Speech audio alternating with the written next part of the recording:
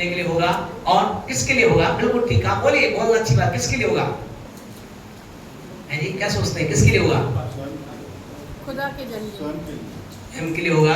और है जी, किसके लिए होगा? आपसे कहें जो रहमा, इस बात को ध्यान रखे, रहमा जो परमेश्वर की ओर से विशेष पद, विशेष समय, विशेष परिस्थिति होगा, वो 90% जो होगा वो स्वयं, ध्यान रखना, व्यक्तिगत।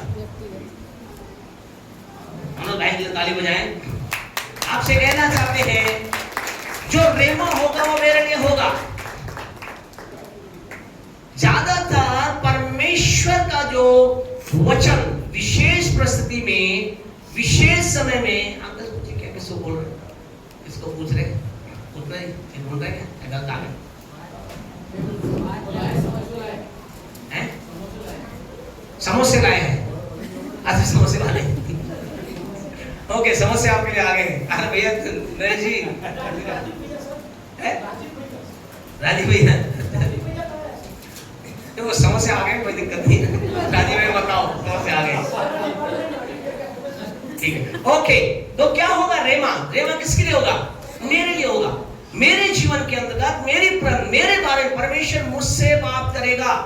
आज प्रॉब्लम आप इसकी समझना, परमेश्वर सबसे पहले रहमा किसको देगा? मुझे देगा। परमेश्वर मेरी परिस्थिति के लिए मुझसे विशेष बातचीत करेगा।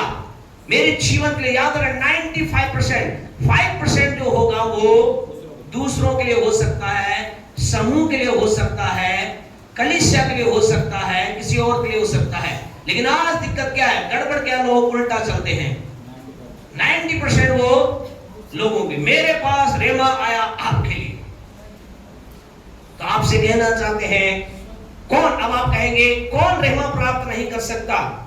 कौन जीवन के अंदर रेमा प्राप्त नहीं कर सकता? किसके पास रेमा, ये 90% रेमा प्राप्त करने वाले लोगों के लिए वो 5-6 बातें आपके जीवन में होनी चाहिए। तब आपके लिए व्यक्तिगत क्या करें? परमेश्वर आपसे बात करेगा, आपकी विशेष परिस्थिति में बात करेगा, परमेश्वर आपको गाइड करेगा। वो एक अभिषेक सेवक के द्वारा कर सकता है, सपने के द्वारा कर सकता है, दर्शन के द्वारा कर सकता है, वचन आप पढ़ रहे हैं कहीं रोक देगा आपको, मनन के द्वारा कर सकता है, ये सारी बातें होंगी। लेकिन आप ये कह रहे हैं बस क्या परमेश्वर मुझसे समूह के बारे में बातचीत नहीं कर सकता क्या? आप क्या सोचते हैं परमेश्वर मुझसे लोगों के लिए बातचीत नहीं कर सकता क्या? कर सकता है, कर सकता है। लेकिन कब नहीं, किन बातों पर नहीं कर सकता? नंबर 1, किन से नहीं कर सकता? किसके पास, ध्यान रखें शब्द को, किसके पास? दूसरों के लिए, या यूं कहें समूह के लिए रेमा नहीं होता। ध्यान रखना, किसके पास नहीं होता? नंबर 1, उनके पास कभी नहीं आएगा जिन्होंने व्यक्तिगत रूप से स्वयं के लिए कभी भी रहमा प्राप्त नहीं किया। हम कहें अगर मेरे पास मेरे जीवन के लिए परमेश्वर ने बातचीत नहीं की, मैं यहां आकर सीना तान के आप माइक में जितनी भी जोर से बोलूं परमेश्वर आपके लिए रहमा दे रहा है, कितना मैं उछल कर बोलूं, चिल्ला कर बोलूं, धीरे बोलूं, नहीं। फर्स्ट परमेश्वर मेरे जीवन में अपनी आवाज को देगा। अगर एक व्यक्ति आज भी स्वयं के लिए कंफ्यूज है, स्वयं के लिए वो कंफ्यूजन में है, उसे खुद ही नहीं मालूम कि वो चौराहे पे खड़ा है, उसे स्वयं ही नहीं मालूम कि मैं किधर जाऊं, वो भीड़ की अगुवाई नहीं कर सकता। समझे? आपके लाइफ में इस बात को समझना है, यू फर्स्ट, और आपके पास हो सकता है, हम ये नहीं कह रहे नहीं हो सकता, हो सकता है। लेकिन यदि आपने व्यक्तिगत, तो एक व्यक्ति ने, आपने जिसने नहीं प्राप्त किया, उसके जीवन के अंतर्गत रहमा लोगों के लिए नहीं आ सकता, लोगों के लिए इसका संदेश नहीं आ सकता, लोगों के लिए उसके पास से अगुवाई नहीं आ सकती। और दूसरी जो बात, जो महत्वपूर्ण बात है, जो उन 6 बातों को नहीं फॉलो कर रहा, यानी कि कौन सी बातें जो हमने देखी उनको नहीं कर रहा, उनके पास रहमा, दूसरों के लिए रहमा नहीं आ सकता। स्वयं के लिए उसके पास आ सकता है, लेकिन दूसरों के लिए वो उसके जीवन के अंतर्गत वो रहमा नहीं आ सकता है। इसलिए रहमा के लिए हमें क्या रहना है? सावधान रहना है। कि वो व्यक्ति जो हमें रहमा दे रहा है, क्या उसके पास प्रभु की ओर से एक रहमा है, क्या व्यक्तिगत ओर से है? आप उससे बात से, परमेश्वर ने क्या आपको कभी कोई अगुवाई की? क्या परमेश्वर ने आपको कोई दिशा निर्देश दिया? क्या परमेश्वर की ओर से आपने कभी ऐसा महसूस किया, हाँ प्रभु मैं संडे आराधना में था, या मैं घर पर था, मैं प्रार्थना में था, हाँ मुझे ऐसा लगा कि खुदा मुझसे मेरी प्रस्तुति के लिए मुझसे बात कर, दूसरों के लिए नहीं। ऐसा नहीं कि मैं प्रार्थना में था, खुदा ने मुझे उस व्यक्ति के लिए बात नहीं, व्यक्तिगत मेरे जीवन के लिए आपसे कहे, आज हम और खुदा के बहुत से दास स्ट्रांगली क्यों खड़े हैं? क्योंकि उनके पास एक रहमा है। हमारे पास एक वचन है, प्रभु ने हमें आवाज देकर भविष्यवक्ता के द्वारा व्यक्तिगत तौर से, पर्सनली रूप से हमें परमेश्वर ने आवाज देकर बुलाया। जब एक ट्रेनिंग कर रहे थे अपनी पॉलिटेक्निक कॉलेज की, और सारी फीस अदा कर दी गई थी, एक रात जब हम प्रार्थना में थे, प्रार्थना कर रहे थे, प्रार्थना के समय उस समय परमेश्वर ने एक आवाज उसकी आई और कहा कि मैंने तुझे इस इंजीनियरिंग कोर्स के लिए नहीं, लेकिन मैंने तुझे अपनी अलग महिमा के लिए बुलाया है। और उसी समय सारी चीज छोड़ करके, जो सामान था वहां के बाजार में रवि पास जीवित है, वही सारा सामान जो था उनको दे करके, और हम उसी अगले दिन निकल गए।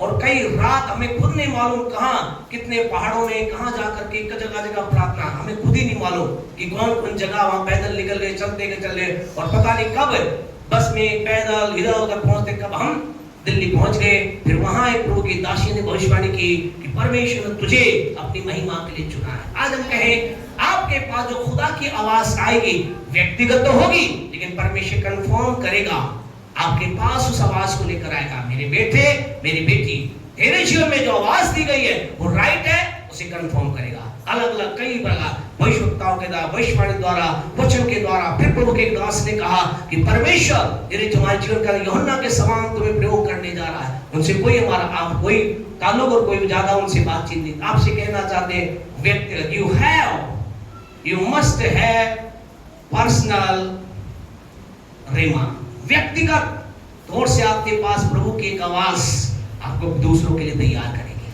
हिम्मत देगी आप। और 6 बातें, और तीसरी इंपॉर्टेंट बात जो है, जो आपके मेरे जीवन के अंतर्गत हमें उस रहमा को प्राप्ति के लिए, आप कहेंगे असर साहब आपको नहीं मालूम, मुझे परमेश्वर कलीसिया के लिए कुछ बोल रहा है, चर्च के लिए बोल रहा है, भीड़ के लिए बोल रहा है। तीसरी इंपॉर्टेंट बात, प्यारे परमेश्वर के लोगों, भीड़, कलीसिया, चर्च, लोगों के लिए परमेश्वर की ओर से जब रहमा आता है, उससे पहले परमेश्वर क्या करेगा? परमेश्वर उस व्यक्ति के जीवन में, ध्यान रखें, उस व्यक्ति के जीवन में क्या देगा? बोझ, बर्डन फॉर पीपल, लोगों के लिए एक क्या देगा? जिस व्यक्ति के जीवन में परमेश्वर के लोगों के लिए बोझ नहीं, अगर वो कह रहा है मेरे पास लोगों के लिए रहमा है, वो क्या बोल रहा है? झूठ बोल रहा है। बिना बोझ परमेश्वर लोगों से बात नहीं कर सकता। बोझ, क्या बोझ? हम कुछ एक बोझ के बारे में देखेंगे जिसे हम क्लियर करेंगे। पहला कुरिन्थियों उसका, दूसरा कुरिन्थियों उसका 11वां अध्याय, 2 Corinthians chapter 11। यहां हम इस एक व्यक्ति के जीवन में देख रहे हैं जो अपने जीवन में बता रहा है। 11वां अध्याय निकाले, पढ़े उसके 23 वर्ष को पढ़े, 11 का 23। हाँ जी, क्या वे ही मसीह के सेवक हैं? मैं पागल के समान कहता हूँ। वंडरफुल, क्या कह रहा है? मतलब वही पास्टर है क्या? मैं भी हूं।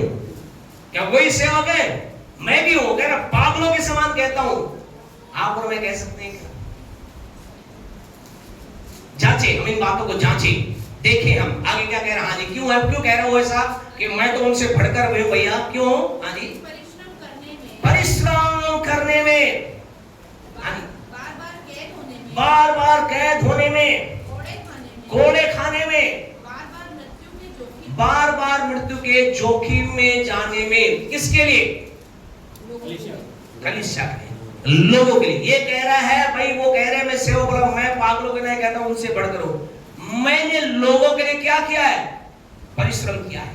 मैंने क्या किया, मैं लोगों के लिए, लोग खुदा का वचन जाने, मुझे रोका गया और रोकने के बाद मुझे क्या कर दिया, कई बार जेल में डाल दिया।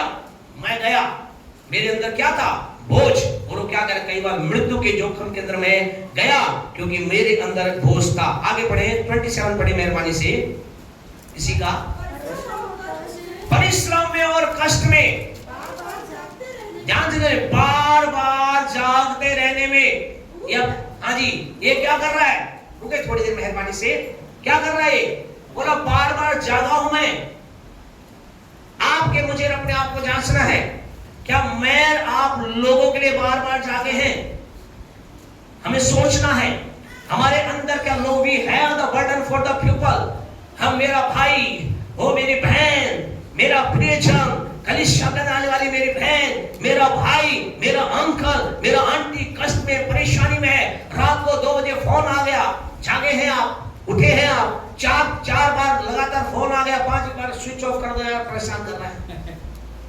आपसे कहे हमारे जीवन में भी हार्ट ऑफ बर्डन, बोझ ये कह रहा मैं जागने में, आगे भूखे प्यास रहने में, कई बार कह रहा मैंने बार बार क्या किया, उपवास किया, किसके लिए, लोगों। वो कह रहा मैंने लोगों के लिए उपवास किया, बोझ, बर्डन। आपसे कहना चाहते हैं आपको अभी तक नहीं मिला है रेमा लोगों के लिए, या आपने कहा है ये रेमा है, सही तरीके से वो रेमा नहीं था। आपसे कहना चाहते इन चीजों से होकर के अपने आप को देखें, क्या हम जा रहे हैं। We have the burden for the people, क्या लोगों के लिए हमारे पास बोझ है, क्या हम उनके लिए जाग रहे हैं, बोझ। और इस सबसे बढ़कर बात, वो बहुत बड़ी बात बोल रहा है, 29 को पढ़े मेहरबानी से। किसकी निर्बलता, किसकी निर्बलता निर्बल नहीं होता,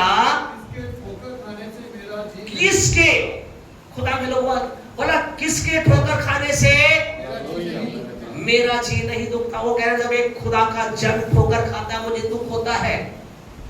आज क्या कर रहे लोग, उल्टा है, खबर दे रहे हैं। अच्छा आपको पता है क्या, ऐसे जी आपको मालूम है क्या। आपसे कहना चाहते हमारे जीवन के हाथ बर्डन, बर्डन, मेरा भाई पाप बिछा रहा है, बोझ, मैं उसे जाने नहीं दूंगा। आने वाले दिनों के अंदर मैं यीशु के नाम से खुदा के चरणों में बैठूंगा, अगली गवाही उसी भाई की बहन की होगी। वो कहेंगे मेरे खुदा ने मेरे जीवन में काम किया है। बर्डन, खुदा के लोग भी है बर्डन, हमारे पास बोझ होना चाहिए। कोई गिर रहा है, हंसे ना, कोई गिर रहा है उसकी खबर भास्कर न्यूज़ की तरह से फैलाना दे, गिर रहा है, बोझ, बोझ, बोझ। खुदा के लोगों बोझ मेरे आपके अंदर होना चाहिए। बोझ क्या लाता है, द बर्डन ब्रिंग द रेमा फॉर अदर्स। बोझ दूसरे लोगों के लिए रेमा को लेकर आता है। आज बोझ हमारे जीवन के अंदर, मेरे आपके जीवन के अंदर बोझ क्या करेगा, हमें उस रेमा तक लेकर के जाएगा। आज